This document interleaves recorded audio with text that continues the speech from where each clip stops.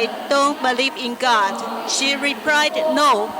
She believes that only she could possibly go to hell. Because I did not believe in God, I would never go to hell. Further, she added that if she cannot find me in heaven, then that heaven is no good, and she would not want to go there. But my classmate, Lisa, a Muslim from Middle East, told me that I would go to hell because I don't believe in Allah. I just wonder why she had such an idea that a nice Buddhist nun like me should go to hell. Could she possibly accept the idea that all non-Muslims should go to hell? In Taiwan, the place I came from, it's easy and common for people in different religions to be good friends. I'd like to share with you some of the stories about the friendship between Buddhist nuns and Catholic sisters in Taiwan. I have some stories for you. First, I'd like to talk about the friendship between Dharmadram Mountain's nuns and Catholic sisters. The Sangha order that I belong to is Dharmadram Mountain, DDM. The founder of DDM is Master Sheng Yan. In the year 2000, Master Sheng Yan was invited to deliver a keynote speech at the main hall of United Nations. He addressed that one of the functions of religion is to enhance world peace and harmony. If a religion contains in its teaching any notion that is against peace and harmony, their followers should review and revise them to ensure peace and harmony in the world. I believe that the inequality between men and women is not in accord with the religious spirit, which pursues peace and harmony among humanity. We as Buddhist females need to make efforts to improve this situation. In 2006, DDM held a summit for world women religious leaders to share their own experiences and their love to the world. Among the participants, there were Catholic, Muslim, Jewish, Hindu, Buddhist, and other faith leaders. Some of them have become very good friends ever since. For the last 30 years, many Catholic sisters have attended DDM retreats, visited or stayed with us for several days. Right next to the Zhonghua Buddhist Institute, the birthplace of DDM, there is a Catholic church where 5 sisters live. We have a very good relationship with the sisters. We often offer them rides, food, and different kinds of help. We talk about our organization's work and various issues in the society. In general, Catholic sisters have a very good relation with Buddhists in Taiwan. However, they don't have much contact with the Protestants. They told me it is because Buddhists are more friendly to them than Protestants. Now I'd like to talk about Wu Yin Fa Shi's story. Wu Yin Fa Shi of Luminary Buddhist Institute is fond of visiting Catholic abbeys. Whenever she went abroad during Christmas seasons, she would attend church services and gain new meaning in her spiritual life. In 1987, with other 5 bhikkhunis from her monastery, Wu Yin Fa Shi went to St. Louis to visit a Catholic abbey. She was very curious about the sisters' life and asked them many questions, and they answered willingly. When she asked if they could swim, they said they could swim at the abbey as exercise or as treatment for illness, as long as they don't stay in the pool all day long or swim in public. Then one of the bhikkhunis asked if they could have their own swimming pool. Wu Yin Fa Shi replied, no, they were not ready for that yet. One sister told Wu Yin Fa Shi that some Catholic-run nursing homes only accept Catholic fathers, sisters, and their lay followers. Many sisters work in these nursing homes and, if necessary, base residence regardless of gender. In their mind, the body is given by God and is sacred, so they enjoy bathing the patients. When she heard this, Wu Yin Fa Shi asked herself if she could bathe someone of the opposite gender. Her answer was no. She praised the sisters for that account and felt they are reaching farther than bhikkhunis in providing patient care. Then Wu Yin Fa Shi realized that the Catholic sisters are quick in responding to the need of disadvantaged in the world. Although we Buddhists regard Buddha's teaching as the best, we need to learn from other religions with open mind. Wu Yin Fa Shi sincerely hopes that all followers of each religion can become good friends and learn from each other. Only in this way can people of different religions work hand in hand to bring peace and welfare to humanity. Now, I'd like to talk about Zinai Fa Shi's story. Zinai Fa Shi was one of the panelists in yesterday's afternoon session, Bhikkhuni ordination. She is right here with us now. In 1990, Zinai Fa Shi went to Japan to study. After arriving in Tokyo, she stayed at a Catholic abbey for 1 month, where she prayed and ate with the sisters there. She developed really good relations with the sisters, especially with Echo. Soon after they met, Sister Echo enthusiastically shared her deep inner experience. The two nuns soon became close friends. Sister Echo said she had been somewhat depressed before Zinai Fa Shi came, but their friendship had made a change for her. She thought about that many Buddhist saints have practiced in high mountains, overcome many hardships, and reached high attainment in their practice. That reminded her that having the opportunity to practice was rare and precious, which made her very joyful and regained the strength to continue her practice. When Zinai Fa Shi was about to go study at the university, the sisters asked a Canadian Catholic abbey if she could stay with them, and she did so for 1 year. Because a nice young Buddhist nun joined their life, the content of the sisters' conversations got richer and broader. Their feeling of sisterhood became stronger and warmer over time. They regard Zinai Fa Shi a gift from God. In 1997, when Zinai Fa Shi went to the United States to study again, she met another Catholic sister, Kate, and they became best friends. Kate was a resident sister in Minneapolis. The Catholic sisters there did meditation practice 5 times a day. The sisters invited Zinai Fa Shi to share her experience in meditation and were very inspired by her. In 2005, Sister Kate and Sister Doris visited Zinai at her Buddhist Institute in Taiwan. They had a Q&A session on the topic of monastic life in the experience of Catholic and Buddhist nuns. The dialogue between them were very profound and successful.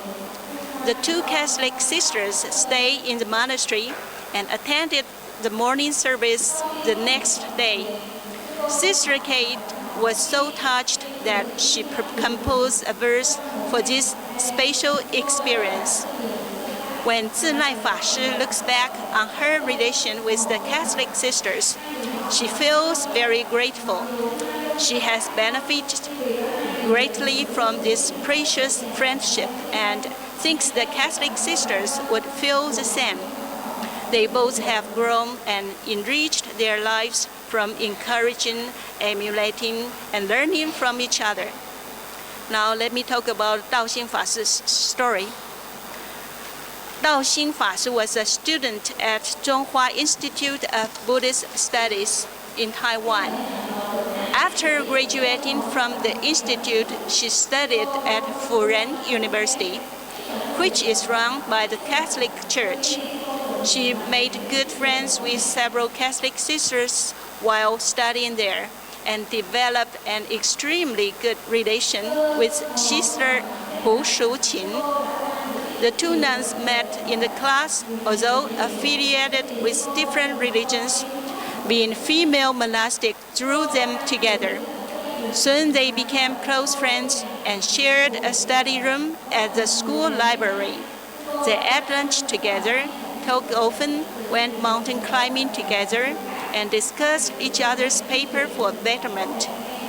While Sister Hu was dashing to submit her dissertation before the deadline, Dao Xing Fa was very busy helping her do proofreading, working sometimes 9 hours a day without being asked.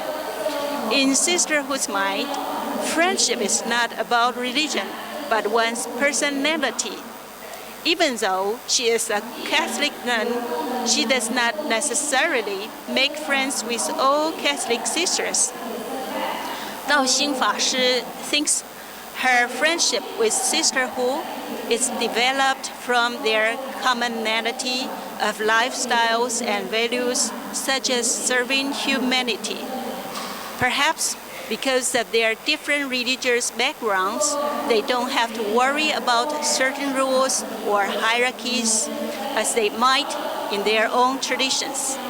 But because they are both female monastics, they feel emanate in the depths of their hearts, which they might not find in other people. We all know the Buddhist sutras teach us that all the sentient beings have Buddha nature and that all human beings are capable of making spiritual development. As a Buddhist, our goal is to be compassionate to all people without discrimination. Buddhist women, in particular, should nurture genuine love for all, just as a mother loves all her children.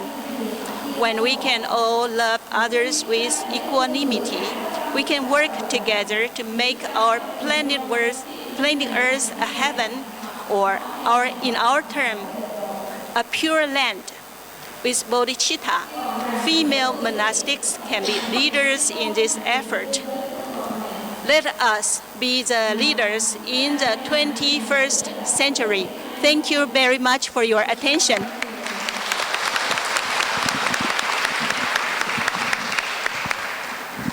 Thank you, Venerable Guoxiang. Our next speaker is Dr. Morning Joy, who is a professor in the Department of Religious Studies at the University of Calgary, Canada, and a past president of the Canadian Society for the Study of Religion. She is the author of Divine Love, Lucille Gray, Women, Gender, and Religion, Religion in French Feminist Thought, Critical Perspectives, and Paul Ricoeur and Narratives, Context and Contestation. She has also collaborated with other women scholars on numerous edited books.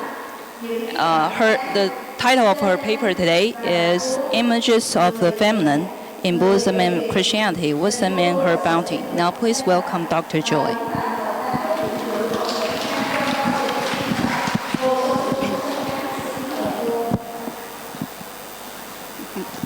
Namo Bansu Tik Namau Phut.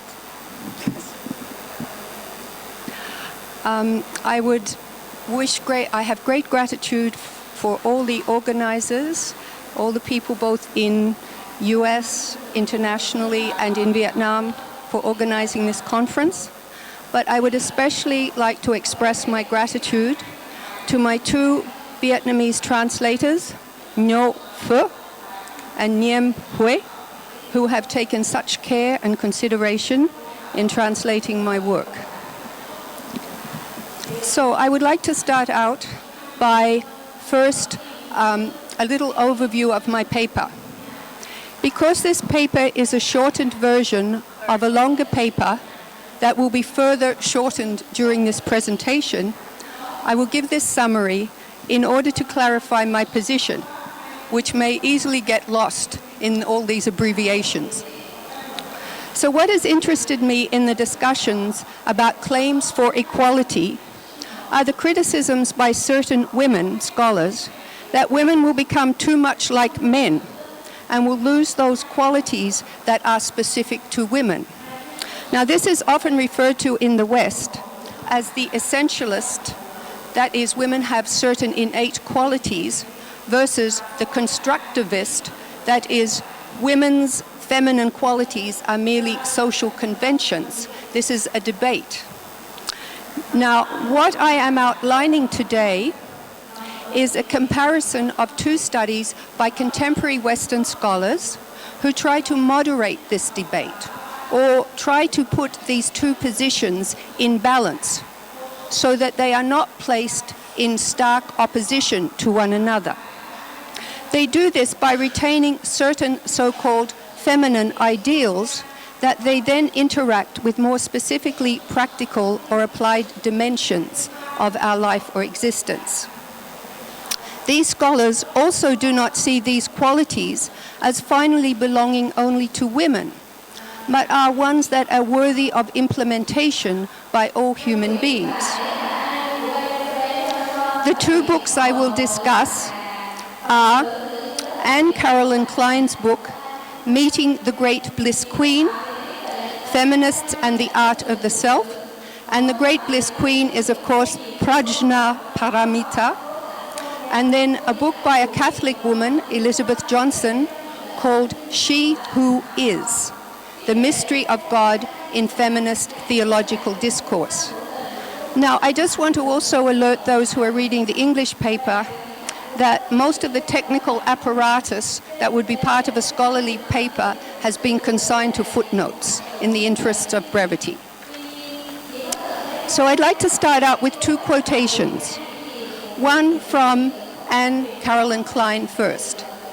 She says, "The great bliss queen unites two domains, that of conditioned, compassionate activities and that of the unconditional, space-like realm through which she flies. The vast sky, united with her wisdom, is the arena in which her innumerable compassionate activities take place." So here we have, a Buddhist version of wisdom. Then Johnson says, in a word, she who is, and I'll talk more about this later, discloses in an elusive female metaphor, the mystery of Sophia, wisdom, God, as sheer exuberant relational aliveness in the midst of history of suffering, as an inexhaustible source of new being in situations of death and destruction, and a ground for hope for the whole created universe. So you can see there are ideals they are trying to evoke regarding wisdom and God in Christianity, or wisdom prajna paramita in Buddhism. So I will start the paper. We'll see how far we get. In She Who Is by Elizabeth Johnson, and in Meeting the Great Bliss Queen by Klein, the figure of wisdom is appreciated in female form. Each figure has its respective applications within its own distinctive religious settings, where wisdom provides the benefit of her bounteous gifts. Wisdom is regarded in both contexts as being of ultimate value, as providing the strength and insight necessary to practice and achieve certain characteristics that are of preeminent importance. The fact that in both cases it is a female figure that is representative of such attainments is remarkable. Yet it is only recently that the research scholarship of women has begun to investigate the implications of such traditional associations for their own theory and practice. In this preliminary survey, I would like to examine in order, if there is time, the origin of these figures of wisdom, the relations to the principal concepts of their traditions, the qualities and ideals of compassion and relationship that are thereby honored and promoted, and if I find my place, and the repercussions this has for the role of women in these two religions in the contemporary era. First, a short background sketch of each of the two authors. Anne Carolyn Klein, a professor and practitioner of Tibetan Buddhism, brings together two strains of this form of Buddhism that have fortuitously coalesced in her own explorations. Theoretically, she looks to the work of Tsongkhapa of the Gelugpa order and his commentaries on the Prajna Paramita literature that dates originally from approximately, although this is disputed, the 1st century CE.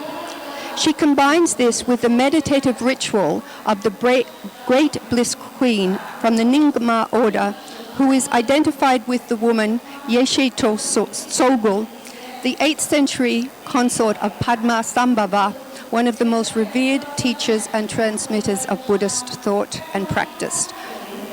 The accumulated instructions and conventions associated with Yeshe Tsogul's life, even if mythical, eventually consolidated into the figure of the Great Bliss Queen. She is regarded as the supreme manifestation of both compassion and wisdom, and as such is also regarded as a representation of enlightenment itself. Elizabeth Johnson is a Roman Catholic nun and theologian, strongly imbued with the scholastic theology that informs her religion. Her appeal to the figure of Sophia, or as wisdom, is biblically grounded, yet its ramifications, if taken seriously, can lead to a major reworking of the work of the medieval theologian Thomas Aquinas.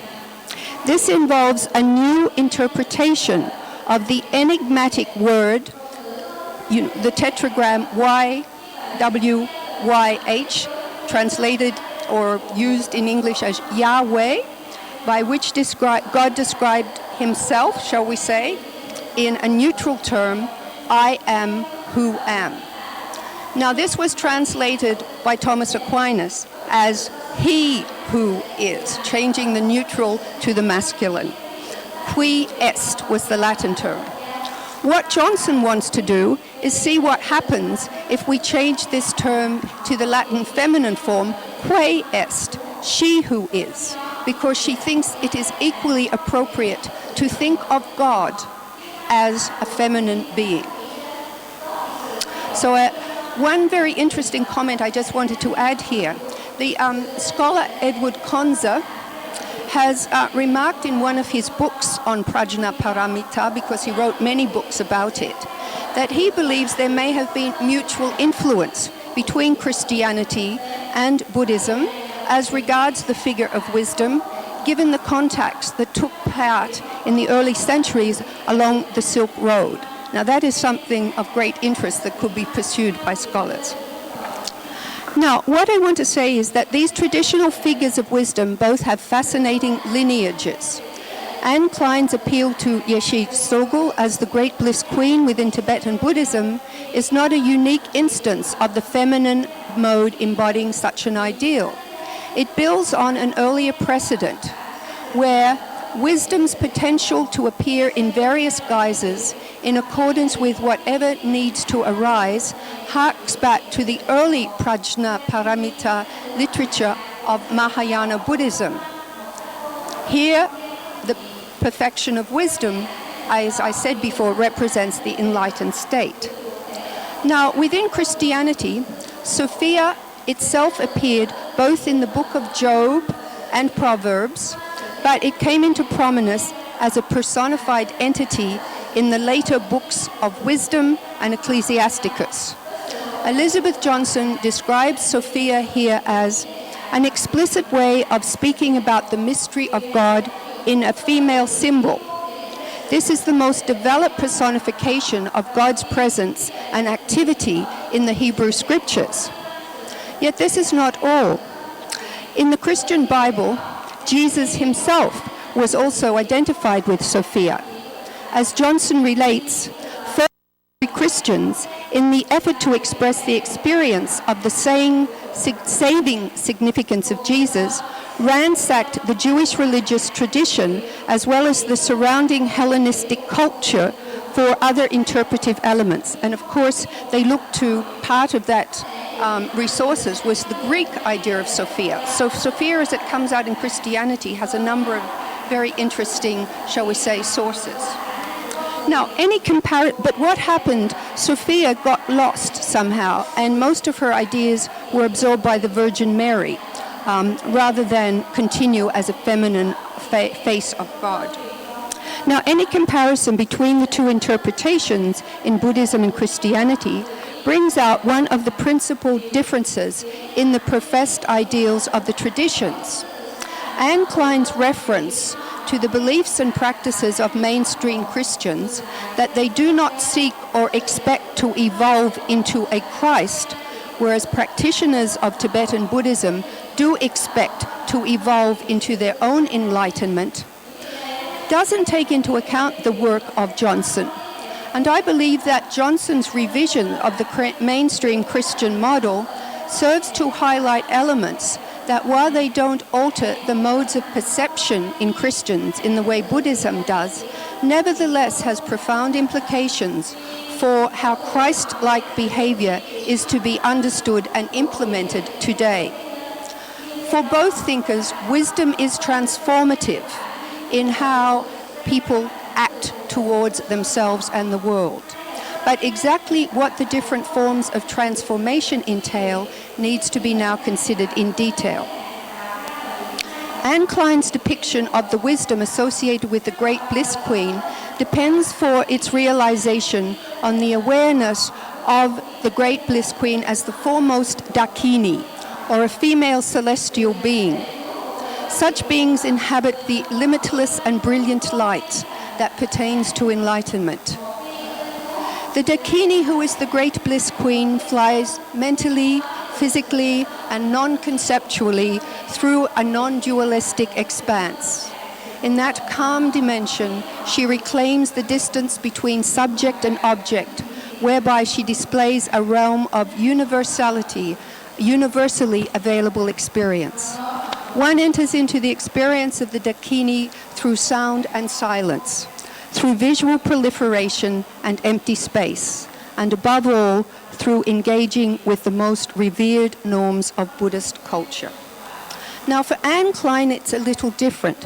What she will do is look to the figure of wisdom as embodying a type of relationality. And for me, relationality she would consider as an innate feminine characteristic.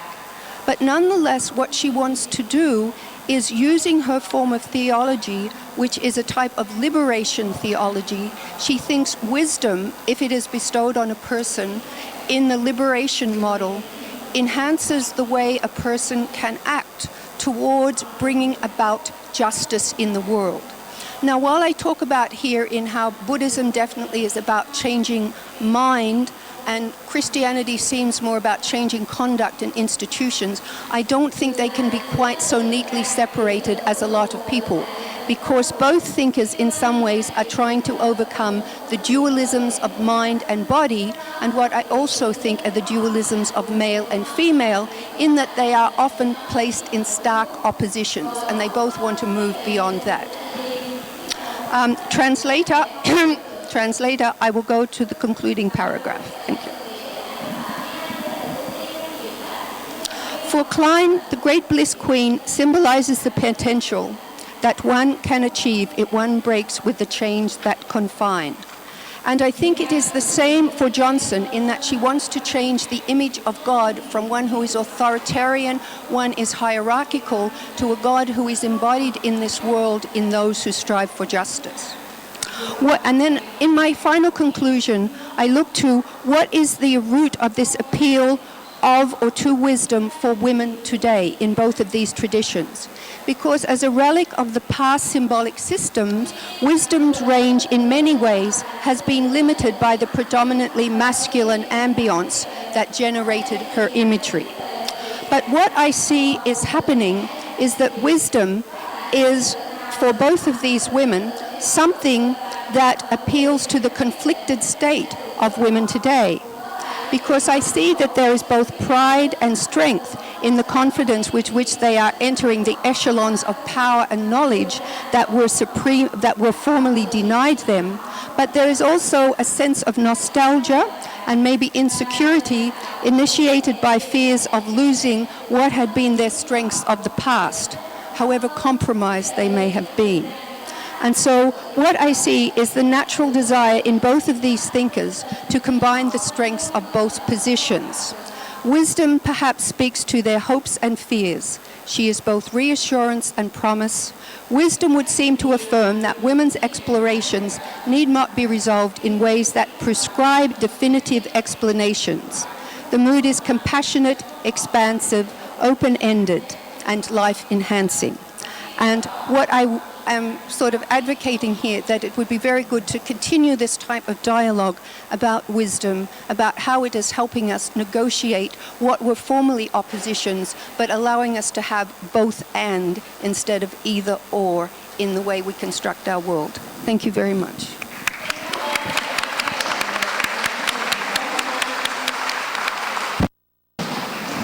Thank you, Dr. Joy. Our next speaker is Dr. Ling Shuyuan. She holds a PhD in Chinese literature from National Central University in Taiwan, specializing in Buddhist literature and Chinese narrative studies. She has done extensive studies on Bodhisattva Guanyin from a cross-cultural interdisciplinary perspective, incorporating Buddhist philosophy, literature, art, and culture. Her publications include Liberation Through Compassion, the story of Guanyin in narratives and its religious significance, and a number of journal articles. She has also co-edited selected papers on religions in Taiwan.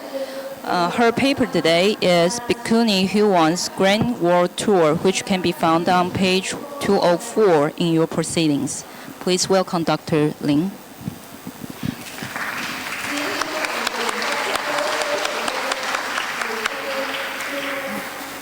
Thanks for Sagyagita. I have the choose to share my paper. Bhikkhuni Xiaoyun had passed Yunnan to India at 1948. Maybe so of the reason I can adhere to tell her story of the trees.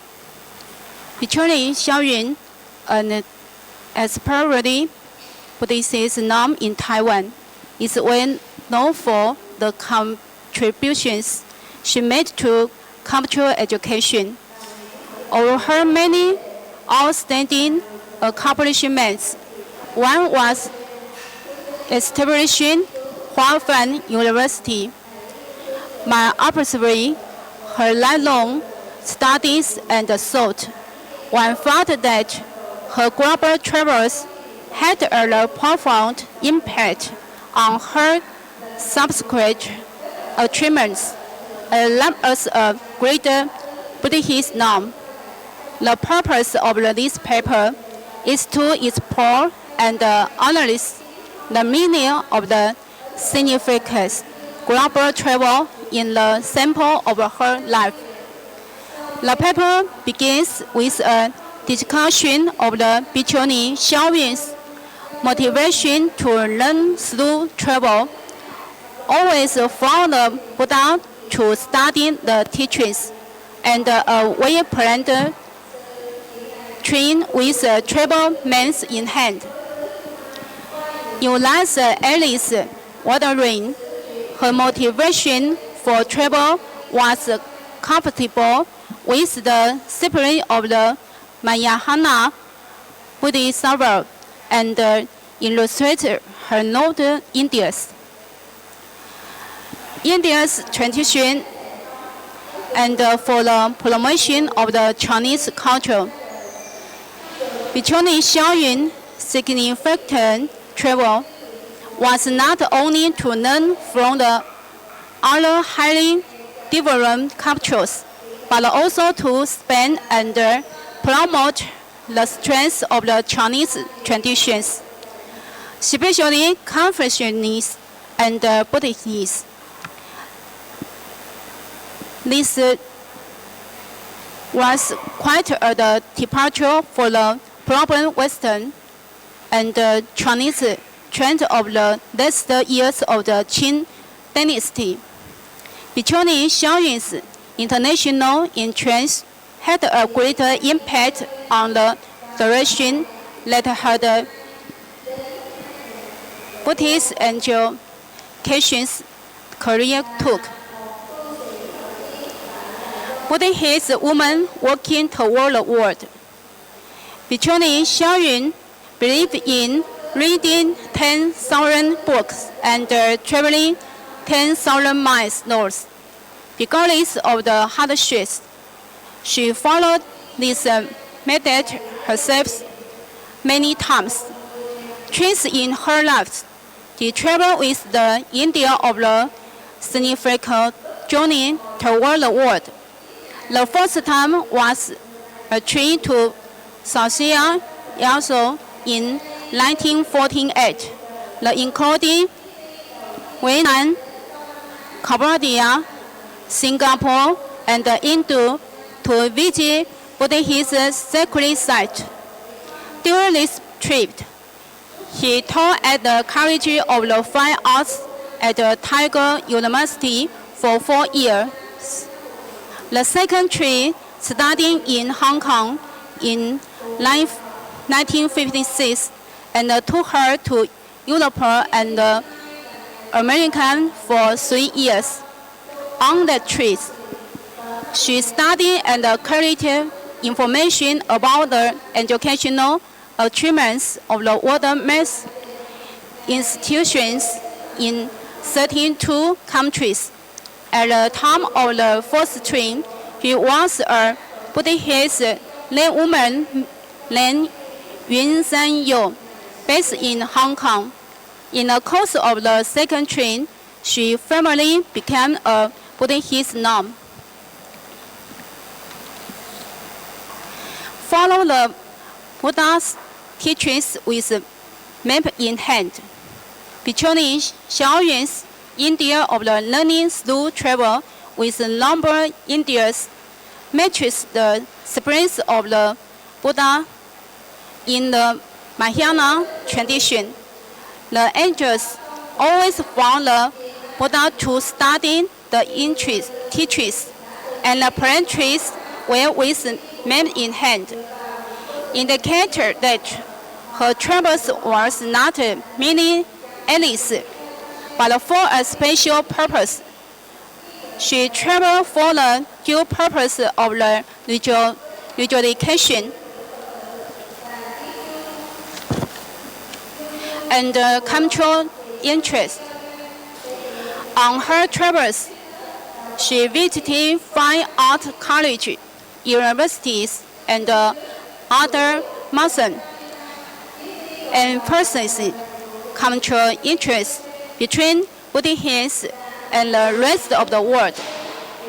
She interviewed artists, Buddhists, educators, and academics.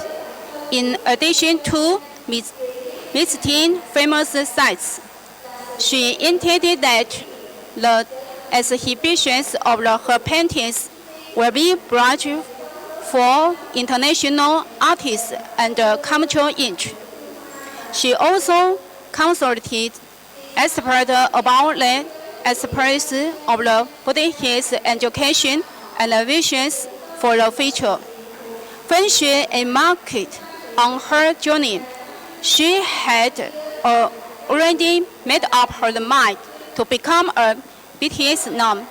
She therefore regarded her travels as a way to prepare, strengthen, and enrich herself educationally before becoming a Buddha nun. Travel notes on the sacred sites and global culture. In the course of the global travels, between Xiaoyun to many valuable notes. Her open mind and diligent attitude toward studying certainly deserves our praise.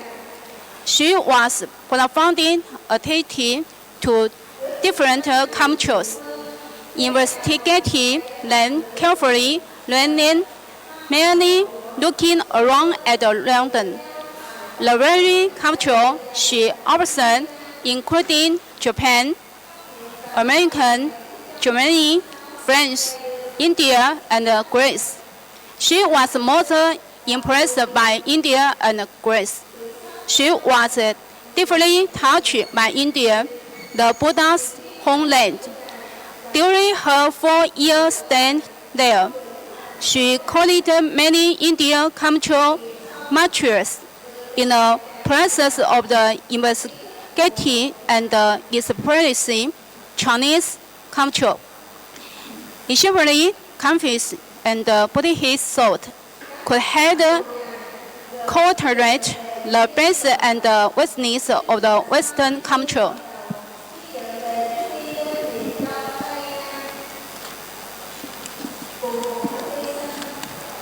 Notes on the Buddhist thought and sacred site.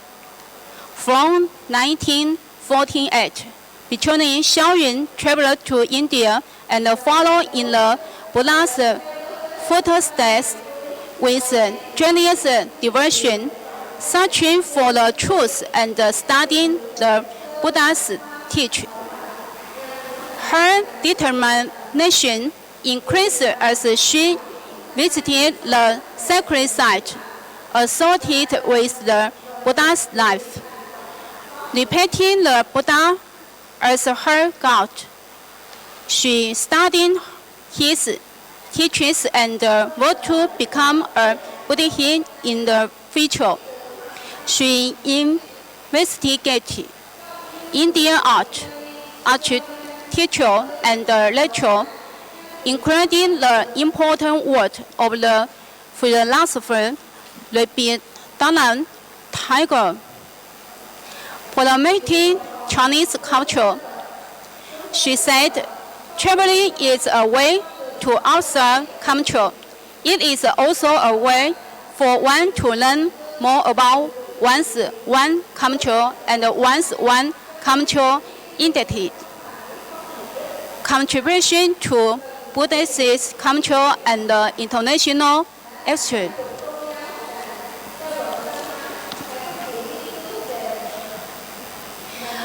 She saw herself as a bird flying into the crowd and crossing the vast ocean, developing profound rituals step by step, and maintaining the confidence to fulfill her ideas in this life in the wide open sky. Global travel had a great impact on her contributions to Buddhist cultural education. Because of the knowledge she acquired and extended to future, she was able to reflect on her expression of the world cultures. A role model for the Buddhist norms. Buddhists faced similar cultures during this period. Between Xiaoyun was a pioneer in facing this culture as she began to travel independently and more extensively than any Buddhist of her day. The value of her interactive cannot be overestimated. From a personal point of view, the artist Xiaoyun planned her journey well. Once they were complete, she became ordained as a Buddhist nun. The transformation from one identity to another, from a worldly person to a pure Buddhist nun, was facilitated by her journey. As she became more open-minded and expanding the scope of her cultural horizons, she became an internationally recognized religious practitioner. She exercised international interest amongst cultures, educational settings, the arts, the different religious with mutual respect. From a Buddhist educational and cultural point of view, Xiaoyun's global travels enabled her to investigate Buddhist education in different countries and to visit sacred sites. With this experience and material she collected in her travels, she was able to establish Buddhist institutes and a university on the solid foundation. From the perspective of the cultural interest, she had out its inhibitions and saw it as her responsibility to promote Chinese culture in other countries. Her contributions to cultural exchange during the 20th century was significant. Let me introduce some points of the between Xiaoyun.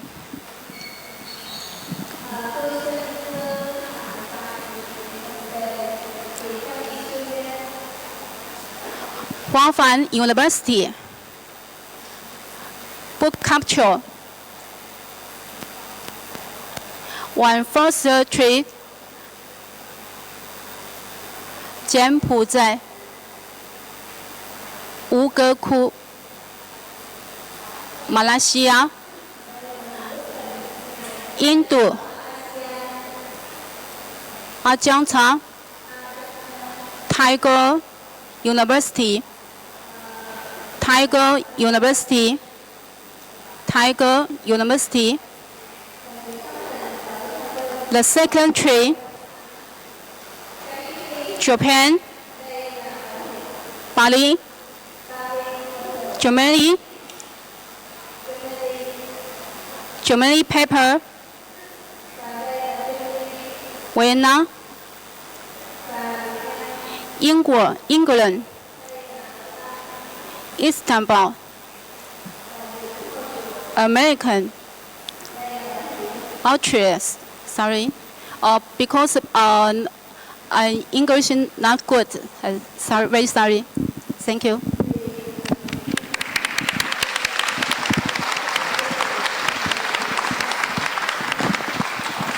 Thank you, Dr. Lin. Our next speaker is Mavis Fan, who is an associate professor in the Department of Religious Studies at the University of Waterloo and the St. Paul College, both in Canada. Her current research is on Buddhist women in Canada and Buddhist students at university. Her most recent published articles include Katha Sutta tradition in tension and Buddhist diversity in Ontario. And the title of her paper today is Canadian Buddhist Interaction or Not, which can be found on page 209 in your proceedings. Please welcome Dr. Fan.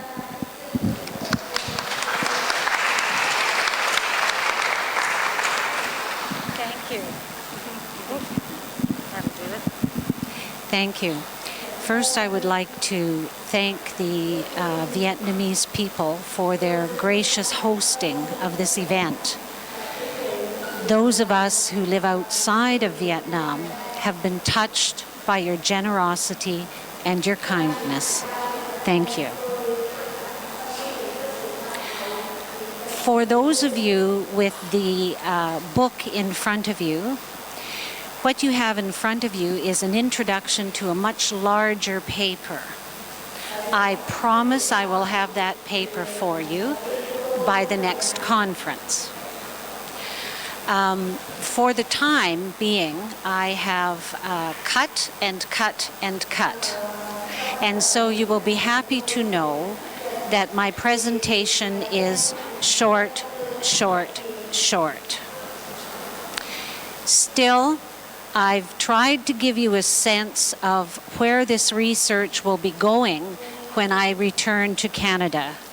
And that is questions regarding class and language and culture among young Buddhist Canadians.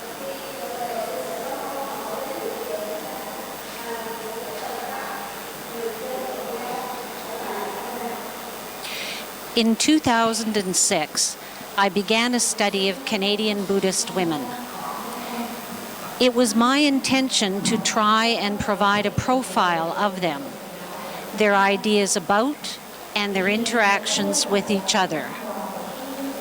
I interviewed a variety of Buddhist women, diasporic Asian Buddhists, and Caucasian women who had adopted Buddhism. I interviewed nuns as well as laywomen.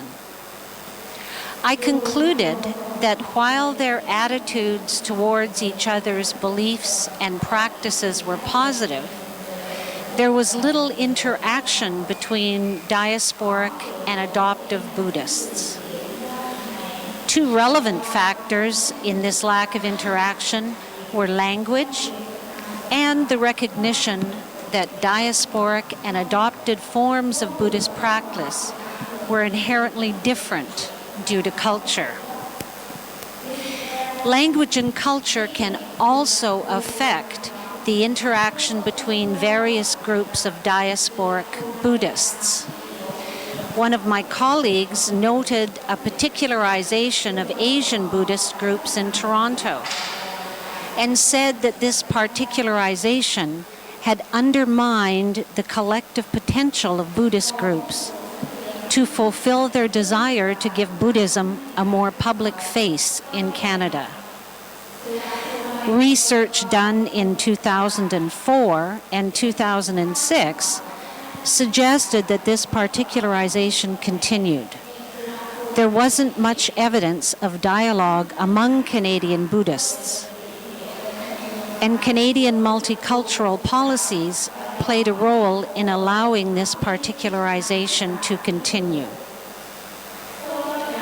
In 2008, I decided to test the current state of Buddhist particularization, choosing two prairie cities, Winnipeg and Saskatoon, as research sites. These are smaller places on the Canadian prairie. I speculated that where Buddhist communities were smaller, there would be more outreach beyond specific sects and cultures in order to solidify the position of Buddhism within the city and support their religious identity as Buddhists. Presenting the results of this research at the Sakyadhita conference in Mongolia in 2008, I did note the presence of some communal activity. Winnipeg, as well as having an active network that shares information about visiting teachers and retreats, Buddhists have participated along sect lines in building a stupa and putting on a communal Vesak celebration. Leaders within Buddhist communities appear to have known each other for years and often appear together on public panels. In Saskatoon, there's an active attempt to share information with other groups in the hopes that they can inform people about a range of Buddhist activities available without competing with each other. Still, interaction between various diasporic Buddhist communities and between them and adoptive communities was relatively slight. And it relied heavily on a few Asian women who had been in Canada for some time and who speak English fluently. From the other side, there is the non-ethnic Vietnamese nun who runs a Dharma center in a suburb of Hamilton. She plays an important role in facilitating interaction between Vietnamese Buddhists and the broader community, and in adapting Vietnamese Buddhism to the Canadian context. The members of her community are all non-Asian, and the center provides both traditional teachings and certain adaptations. She is also on the Intercultural Committee and represents Buddhism at public events. At the same time, she's been of great assistance to the ethnic Vietnamese temple in helping them raise funds, having events in common, and helping them make contacts for their community. For example, when she is the chaplain on call for Vietnamese patients of the local hospital. Language, of course, is an important reason why Canadian Buddhists don't talk to each other. The Right Honourable Adrienne Clarkson, former Governor-General of Canada, and one of the founders of the Institute for Canadian Citizenship, states that I have learned that one of the most daunting barriers to full integration into Canadian society is language skills. Allophones, those are people whose mother tongue is neither English nor French, represent about 20% of the Canadian population, due largely to immigration. I won't detail here the number of programs for learning English or French. Sufficient to say they're numerous at both the provincial and federal level. Still, as many of you know, learning a new language is difficult for many, impossible for some, especially for older adults. Most of the heavy lifting in terms of cross-cultural communication is left to those who are functionally bilingual, both those from the predominantly English-speaking community, like the nun in Hamilton, and those from predominantly non-English-speaking communities. The role that is played by these bilingual women is an invaluable contribution to Canadian Buddhism, as the number of Canadian Buddhists is overall very, very small, only 300,000 according to the 2001 census. These women help establish networks that can be used when Buddhists need to work together for a common cause, like building the stupa. And they provide a public awareness of Buddhist doctrine and practice through intercultural committees. Having said that, we need to do more research on the backgrounds of our bilingual spokespeople and ask questions regarding the influence that their socioeconomic status has upon the presentation of Buddhism to Canadians in general, and in providing a reservoir of practices and rituals that Buddhists can use in the construction of various Canadian-style Buddhisms. As in all things, diversity is necessary.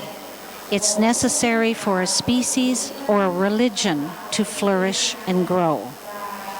We need to ensure that we have an awareness of a wide range of Buddhisms as practiced by people from a wide range of socioeconomic backgrounds as well as cultural backgrounds. The recognition that practice differs culturally should not prevent interaction and sharing. It's unclear what role second and subsequent generations of immigrant Buddhists may be willing to take on in this regard. Statistics providing age-related data are scarce, but anecdotal evidence provided by my colleagues and from personal experience indicates that the primary reason for not learning an official language is being older. Because many families who immigrate are extended families, here we refer to grandparents. They frequently take care of the home while their children work and their grandchildren go to school, university, or work. If they reside in a city, as most immigrants do, they will have access to a broader community that speaks their mother tongue and may have access to social services through a community center, perhaps one funded through Canada's multicultural resources. As for appointments outside their cultural community, grandchildren who are fluent in an official language often play the role of interpreter and caregiver to older individuals. In short, older people may feel little need to learn an official language.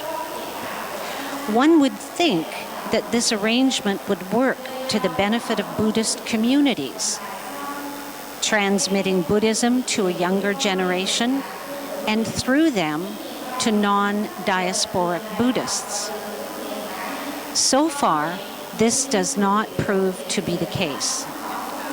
Second-generation children often live with a great deal of tension, both within and outside of their families.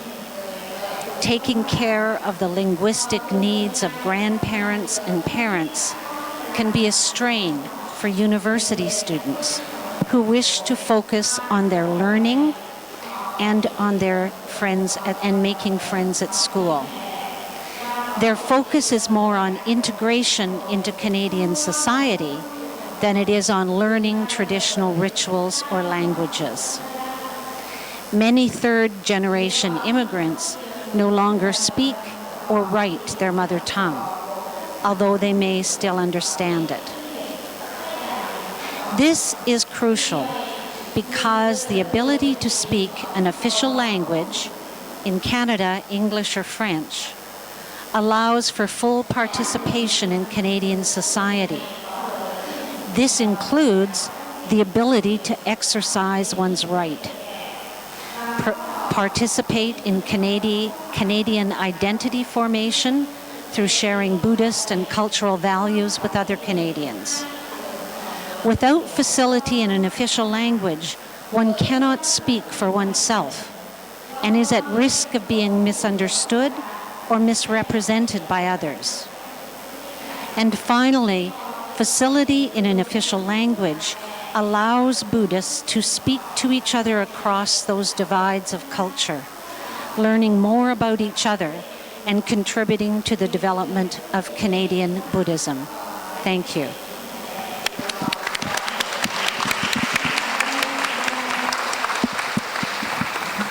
Thank you, Dr. Fan.